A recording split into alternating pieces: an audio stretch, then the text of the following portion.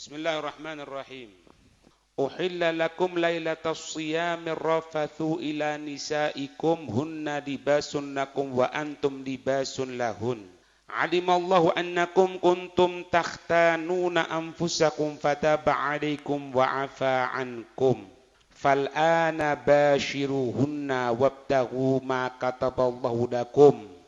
Ini sudah dibahas sampai pada wakulu washrabu hatta yatabayyana lakumul khaytul abyadu minal khaytil aswad.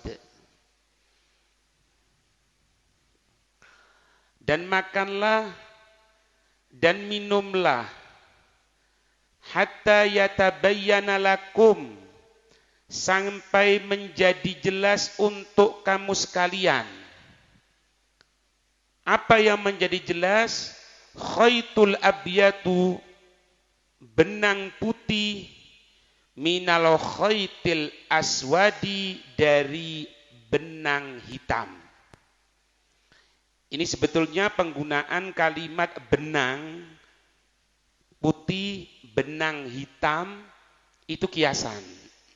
Itu kiasan. Benang putih kiasan dari yang namanya pagi. Benang hitam gambaran malam.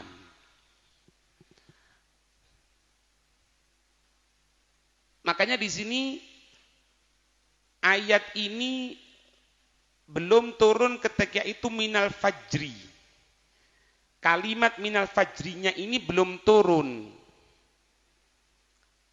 Sampai dikatakan apa? Fakana rijalun ida aradu as-sawma rabata ahaduhum fi rijlihi al-khaytil abyadi wa khaytil aswadi fala yazalu ya'kulu hatta tatabayyana lahu ru'yatuhuma. Jadi dulunya karena firman Allah ini turunnya sampai waktu itu pertama kali wakulu washrabu, dan makanlah dan minumlah hatta yatabayyana, sampai menjadi jelas lakum, untuk kamu sekalian, benang putih dari benang hitam. Benang putih dari benang hitam. Minal fajri belum turun. Sehingga apa? Ketika ayat tadi itu turun, kalau mereka menginginkan untuk berpuasa, mengikat di kakinya itu benang putih dan benang hitam. Diikat di kakinya. Kemudian dia itu masih makan, masih minum, tidak berpuasa sampai menjadi jelas untuk orang tadi itu benang putih dan benang hitam. Gitulah. Jadi kan tidak jelas ini. Kalau hukum ini berlaku kan setiap orang macam-macam, tergantung dari apa? Kekuatan mata. Iya. Kalau orang itu kuat, mulai pertama sudah kelihatan beda antara benang putih benang hitam, ya hilang. Padahal maksudnya bulan itu, bukan itu yang dimaksud. Sampai fa'anzalallahu azza wa jalla ba'dahu, Allah menurunkan setelah hal tersebut minal fajri. Turun minal fajri. Maka fa'alimu, maka mereka mengetahui annahu, sesungguhnya innama yakni al-laila wan nahar. Oh, faham. Berarti itu maksud firman Allah itu benang hitam itu malam, benang putih itu subuh atau fajar. Baru ketahuan. Berarti apa? Makan, minum, tidak berpuasa semenjak malam. Ketika pagi hari subuh, sudah selesai untuk makan dan minum, mulai waktu start untuk berpuasa. Cuma dulunya karena minal fajri ini belum diturunkan sama Allah, sampai kalimat minal khaytil aswadi, dari benang hitam, ya sudah. Akhirnya apa? Diikat Di kakinya benang hitam, benang putih. Kalau jelas, oh jelas benang hitam, benang putih, berarti sudah masuk. Oh, enggak boleh makan. Gitu. Dari Adi bin Hatim, lamma nazalat hatta yatabayyana lakum al-khaytul abyadu min al-khaytil aswadi amittu ila iqali aswadin wa ila iqali aswadin wa iqali abyad faj'altuhuma tahta wisadati wa ja'altu anduru fil laili fala yatabayyan li faghadawtu ala Rasulillah sallallahu alaihi wasallam fadzakartu lahu dzalika faqala innama dzalika sawadul laili wa bayadun nahar. Ada sahabat di sini, siapa namanya? Adi bin Hatim. Adi bin Hatim itu ketika turun firman Allah, hatta yatabayyana lakumul khaytul abyadu minal khaytil aswadi, ketika turun ayat tadi itu sampai menjadi jelas untuk kamu sekalian benang putih dari benang hitam, maka aku mengambil ikol itu lek basa ki nama igal iki lho. Igal sini ngene. Makane kadang-kadang orang hajian kan foto nggak igalan. Padahal igal itu digunakan oleh orang yang gembala onta. Paham ini? Talinya itu kalau pas dituntun ontanya dimasukkan ke hidungnya, apa jadinya ditongar, ditarik gitulah. Ditarik sama si tali tadi itu. Nanti kalau sudah dapat untuk menggembala itu onta, dicabut tali tadi itu, kadang duduk diletakkan di sininya, kadang diletakkan di kepala. Makanya kalau tidak harus sejarah ngisini. Kon boleh teko haji mau gawe igalan ngono. Igalan iku penggembala unta. Paham ya? Di Abdul Khalik. Ojo foto Khalik. Iya, kan gitu kadang-kadang ya. Ada foto karo unta karo igalan wis piye nih.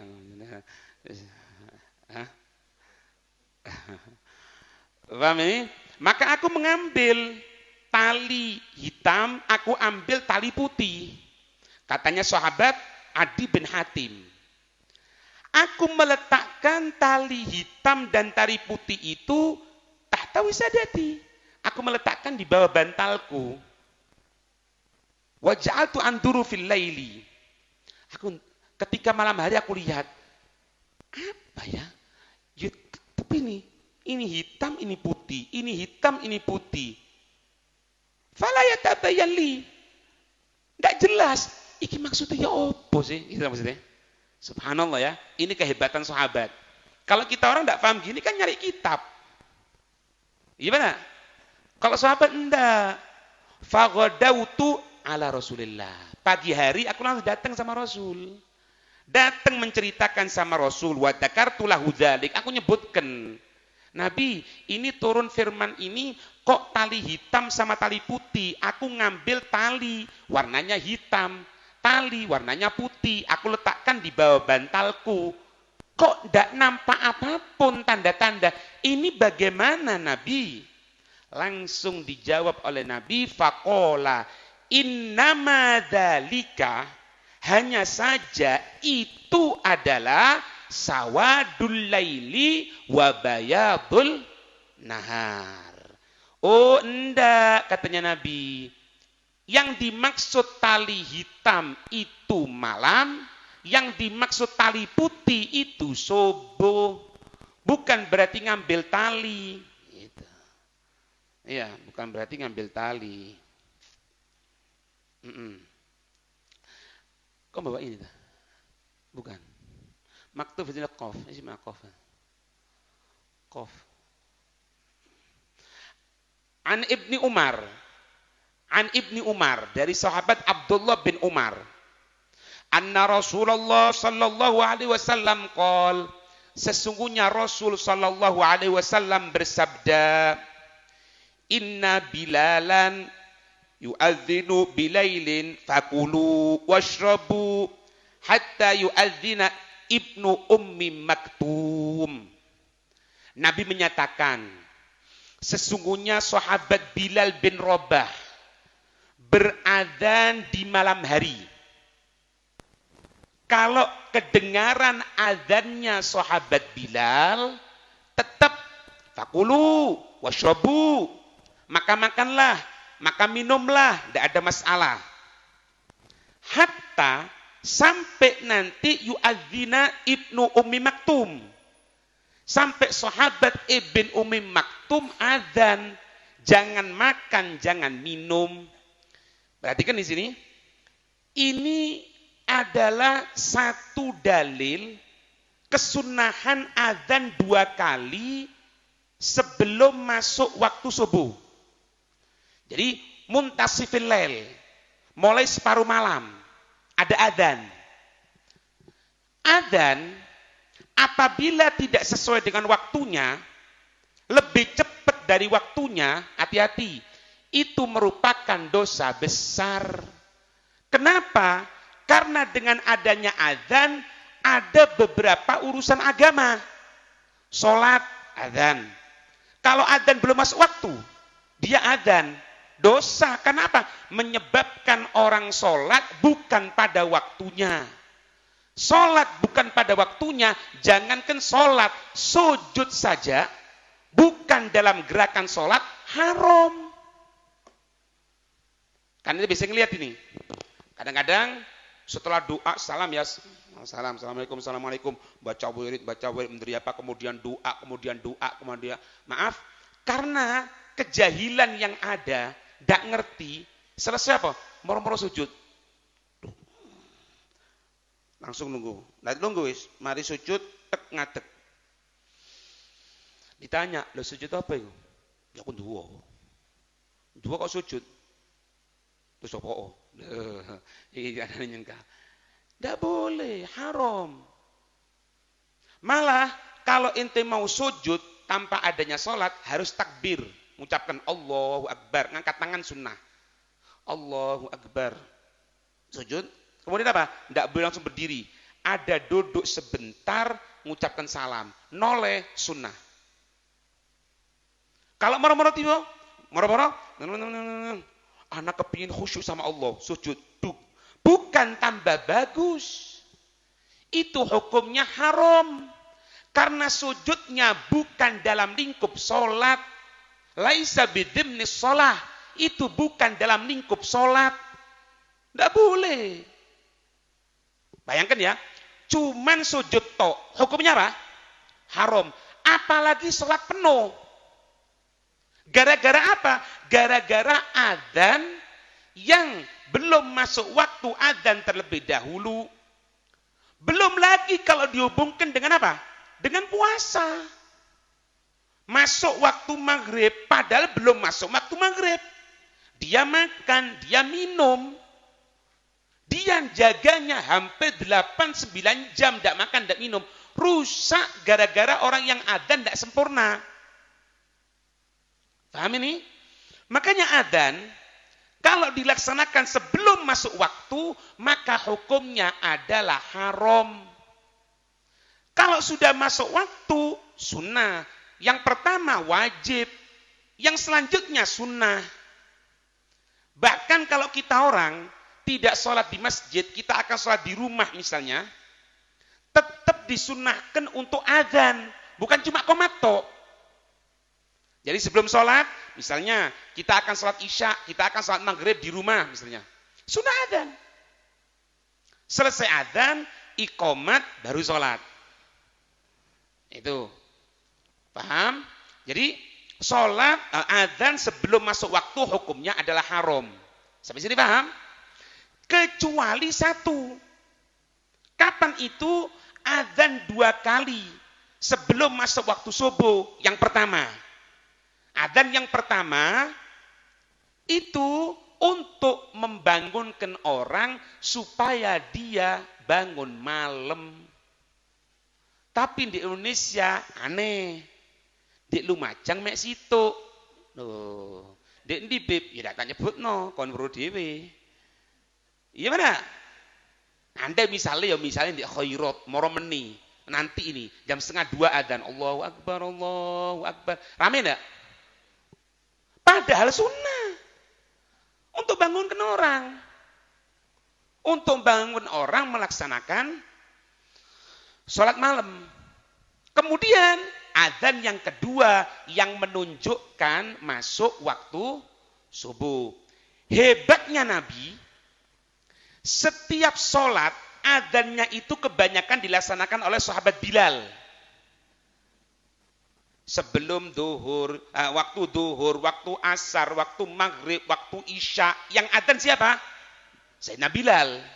Sayyidina Bilal. Tapi kalau untuk sebelum subuh, sahabat Bilal untuk membangunkan orang malam, sholat, ibadah. Waktu subuh, sahabat Abdullah ibn Ummi Maktum. Kenapa? Supaya bisa dibedakan. Oh, ini adzan yang pertama Bilal. Berarti apa? Belum masuk waktu subuh. Masuk waktu subuh, ganti Ibn Ummi Maktum yang adzan. Kalau misalnya yang adzan yang pertama sahabat Bilal, adzan yang kedua juga sahabat Bilal, maka orang tidak bisa bedakan. Ini skill, keahlian, kehebatan Nabi kita SAW. Masalah adzan itu tidak pernah menginginkan dalam syariat itu kebingungan bagi umatnya. Bahkan urusan adzan sekalipun. Sampai sini paham? Nah, makanya Nabi mengatakan apa? Kalau sahabat Bilal beradzan, malam hari adzan, tidak apa-apa, makan, minum. Karena apa? Belum masuk waktu subuh. Tapi kalau Ibn Ummi Maktum yang adzan, berhenti. Karena apa? Sudah masuk waktu subuh. Gitu. Nah, seperti kita ketahui, sahabat Ibn Ummi Maktum itu sahabat yang tunanetra, buta. Beliau la yunadi hatta yuqala lahu asbahat. Ndak langsung mau adzan. Padahal, perhatikan ya, sahabat Ibn Ummi Maktum itu diberikan keutamaan oleh Allah mampu mencium bau subuh. Mampu mencium bau subuh. Hah? Apa? Tanafas. Wasubhi idza tanafas. Aku merasakan. Tapi beliau tidak mau. Tidak mengeluarkan karomahnya. Beliau tidak beradzan kecuali apa? Masuk subuh, masuk. Paham ini ya? Ini Pak. Ini perhatikan sekarang. Ini masalah dalam syariat itu Pak. Tidak boleh kita orang ini mendahulukan karomah sampai ngalahkan syariat. Meskipun karomah ini merupakan kemuliaan yang diberikan oleh Allah. Tidak boleh. Ada karomah misalnya. Misal, dia tadi itu, banyak kan kejadian itu. Banyak kejadian. Di antaranya itu, ada yang seorang wali terkenal megang dada perempuan itu loh. Rame satu kampung. Ini ya apa kok megang dada gini, tidak pantas gini. Ternyata dikatakan yang dipegang dadanya itu tidak akan pernah zina. Tapi secara syariat tidak boleh. Tidak boleh. Atau yang disebutkan Quran. Bagaimana Nabi Khidir? Kalau kita ngambil pendapat Nabi Khidir ini, taruh Nabi sudah wis. Ketika ngelobangi perahu, bahayakan orang. Sama dengan bunuh diri, marah Nabi Musa. Secara dohir, siapa yang didahulukan? Syariat. Meskipun secara hakikat bener. Kan tidak boleh, Pak. Iku ndak popo iku wong iku ku helap iku. Sehingga dia ku rokokan jero masjid misalnya. Ya kan? Kemudian dia tadi itu sholat dengan tertawa-tertawa misalnya. Ndak boleh secara syariat. Ini lihat sahabat, hebatnya Ibnu Maktum bisa mencium masuk waktu subuh, tapi beliau tidak pernah beradzan kecuali sudah diberitahu subuh. Makanya dalam hukum fikih dikatakan orang yang tunanetra itu makro untuk adzan. Saya ulang lagi, orang yang tunanetra itu makro untuk adzan. Kecuali apa? Ada yang barengi. Siapa yang barengi? Ya orang. Beritahu, sekarang masuk waktu baru. Kalau Anda tidak boleh, kan tidak tahu dia. Kalau gunakan aplikasi yang masuk ijtihad ya. Wallahu a'lam. Aplikasi ini ya. Wallahu a'lam wis. Wis paling enak kalau orang tunanetra kalau mau adzan dibarengi, paling itu tuh. Itu yang paling aman. Ngerti ini ya? Jadi untuk syariat dahulukan, Pak. Tidak boleh. Meskipun dia hakikat makrifat ini ketahui tidak akan hakikat, tidak akan makrifat kecuali syariatnya mantep. Ono, ya. Karo wong tuwek ndak ngergani. Ngomong karo rokokan, kemudian dibela mati-matian, itu helap apane? Aja sebutno wonge wis. Iya, kukune dawa-dawa, Beb, koyo Gatot Kaca. Gatoti ilang kari kocoi. Iya, ndak ono. Potong. Tahu ya, orang helap itu kalau bahasa tasawuf jadab ditarik, Pak. Jadi belum magom ditarik. Kelihatan sesuatu tidak mampu. Sehingga berubah. Lek jadi mungkin hombyang, heng. Makanya tidak boleh minta doa. Wong seperti itu juga doa tadi. Ayo aku doakno. Iya wis. Oh, kon yo, kemarin kan mati kon. Dadi kon. Salahmu dhewe, nangis terus. Paham ya? Enggak boleh. Ente minta doa aja enggak boleh. Beb, ini ada orang helap, Beb, kukunya panjang-panjang. Atau misalnya dia telanjang, Habib, gimana? Apa biarkan? Oh enggak. Kalau memang dia betul-betul hilang akal, kewajiban kita yang punya akal wajib untuk memberikan pengajaran yang terbaik. Dengan cara apa? Diajak, dilus, diajak, dirayu. Supaya apa? Kukunya yang panjang-panjang mau dipotong. Ngerti? Gedeng wis. Iku gak ikat lancet kak ndak popo, genengno, iku wali. Loh, salah ente. Ente ini berakal. Kalau dia hilang akal, ketika hilang akal ya sudah dimaafkan sama Allah. Rufi al-aqlam an talat. Al-junun hatta afat. Orang yang ndak waras sampai sembuh, dimaafkan. Cuma ente salah. Dibiarkan. Itu salah. Helap. Kukune dawa-dawa, misal, mau jenenge misal. Ente jangan sensitif. Engko disebut nyendiriku, ndak misal, tapi duit ngerti. Loh. Ya, Masya Allah. Tadi Pak ada cucunya Yusoleh ke sini. Cerita Yusoleh Tanggul. Dengarkan ya. Wali min auliya illah itu. Mobil Impala ya. Beliau itu habis saya Tanggul itu dikasih mobil waktu zaman itu opo jeneng Impala terus opo maneng enggak tahu. Impala itu opo Beb are. Impala itu sing burine kok siripi ikan gitu loh Beb. Mbok mahal paling ya dulunya. Antum kan tahu mobil-mobil gitu. Iya, gitu ya. Tahu enggak? Orang ngasih diterima. Orang ngasih diterima. Betul, diterima. Oh iya jazakumullah khair, terima kasih gini. Yes. Itu mobil merintahkan kepada anaknya untuk tiap pagi dipanasi. Setelah dipanasi dikembalikan lagi kontaknya. Dimasuk bensin. Tadi bensinnya tuku cuma kayak mana sih tok. Bayangno ente. Enggak pernah dipakai. Wis, dipegang semuanya, selesai ya. Orang yang ngasih mobil itu datang lagi kepada beliau. Habib, alhamdulillah gini Habib, masya Allah.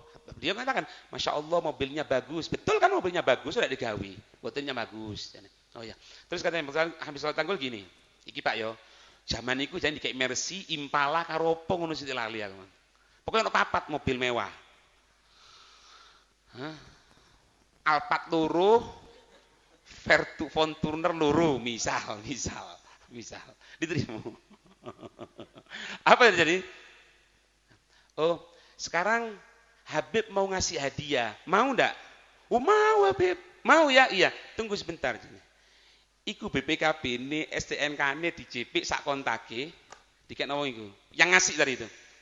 Ini ya, anak berikan hadiah untuk ente. Gitu loh. Loh, Habib, ini kan dulu dari anak. Kok dikembalikan lagi? Loh, enggak dikembalikan lagi ke ente. Ente kan sudah berikan ke anak katanya. Iya, Habib. Berarti milik siapa? Ya milik Habib. Lah, sekarang anak beri hadiah ente. Lek anake ndelok ngene to, Pak. Allah, mobil Impala dibalik maneng. Bosone ngono, Pak. Iku wong wali rek. Oh, wis banyak ceritanya, banyak ceritanya. Paham ya? Jadi, perhatikan. Ini di sini ya, kalimat ini harus kita ketahui dalam kehidupan harus mendahulukan syariat. Tidak boleh yang lainnya. Syariat terlebih dahulu. Kemudian, wa'lam annal fajra alladhi yahrumu bihi 'ala shaimi at-ta'am wasyarab wal jima'a huwa al-fajru shadiqu al-mustatiru al-muntashiru fil ufuqi syari'an. Ketahuilah sesungguhnya fajar yang menyatakan masuk waktu subuh sehingga haram puasa, haram untuk makan, haram untuk minum, haram untuk berhubungan, yaitu fajar shadiq. Fajar shadiq itu menyebar di ufuk, di langit. Al-ufuk ay as-sama. Al-ufuk ay as-sama. Yang dimaksud ufuk di sini adalah langit. Waktunya cepat. Waktunya cepat. Perhatikan. Niat itu diucapkan berbarengan dengan perbuatan. Itu namanya niat. Sholat misalnya, anak akan niat sholat duhur, usolli fardun duhuri arba' rakaatin atau sambil berarti makmuman lihat Allah, itu niat. Kalau anak besok atau nanti akan sholat isya, itu bukan niat namanya, itu azam. Setiap niat itu berbarengan dengan perbuatan. Sampai sini paham? Baik. Karena puasa ini dimulai startnya dengan munculnya fajar shadiq, sedangkan waktu fajar shadiq itu amat sangat cepat, singkat. Otomatis kalau kita mau membarengkan niat puasa berbarengan dengan munculnya fajar shadiq sulit. Makanya syariat untuk yang namanya puasa dengan diinepkan. Diinepkan mulai kapan? Mulai maghrib sampai subuh.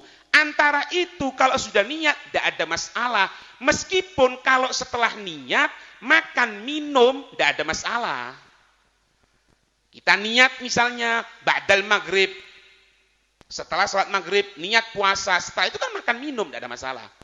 Meskipun ada pendapat yang mengatakan kalau sudah niat, kalau makan, minum atau berbuat sesuatu yang tidak boleh dalam puasa harus ngurangi niat lagi. Salaf kita pinter. Sehingga apa? Mereka membuat untuk baca niat bareng-bareng beberapa kali. Ba'dal maghrib, ba'da sholat tarawih, kemudian ba'da sahur. Kenapa ba'da sahur kok ada pendapat untuk niat? Untuk mengambil pendapat yang mengatakan bahwasannya kalau sudah niat puasa itu tidak boleh melaksanakan hal-hal yang dapat membatalkan puasa. Ngono, Pak. Paham ini ya? La al-fajrul kadhib al-mustatil, jenenge fajar bohong. Bohong itu ndukur, Pak. Omongannya dukur. Tapi ireng, peteng. Hari-hane ilang. Ojo sensitif maneng. Aku ndak nyandak sapa-sapa. Cuma iki jelasno. Fajar bohong. Amiasan guyu. Suudan, ndak oleh suudan rek, ndak oleh. Habib iki nyeri sapa kon suudan niku. Nah, ulangi lagi ya. Kalau fajar bohong itu sebelum fajar bener. Fajar bohong itu terang ke atas, urut dukur. Ndak lama, gelap lagi. Tapi kalau fajar sodik ndak nyebar. Nanti tambah terang, tambah terang, tambah terang sampai masuk waktu pagi. Artinya pagi itu ya mulai subuh sebetulnya, gitu lah. Mulai subuh. Cuma makna pagi yang dimaksud, yang anak maksud itu pagi munculnya matahari saat masuk waktu siang. Itu, Pak. Ya. Nanti ada di sini. Bagaimana kok bisa menyerupakan subuh dengan fajar sodik? Yaitu dengan khaid. Khaid itu kan manjang. Sedangkan manjang itu bukan fajar sodik, fajar kadhib. Fajar kadhib, fajar bohong itu memanjang. Kalau fajar benar, sodik, nyebar. Allah menyerupakan tadi itu dengan apa? Benang.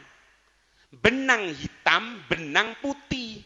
Kenapa kok diserupakan dengan benang? Padahal benang itu memanjang.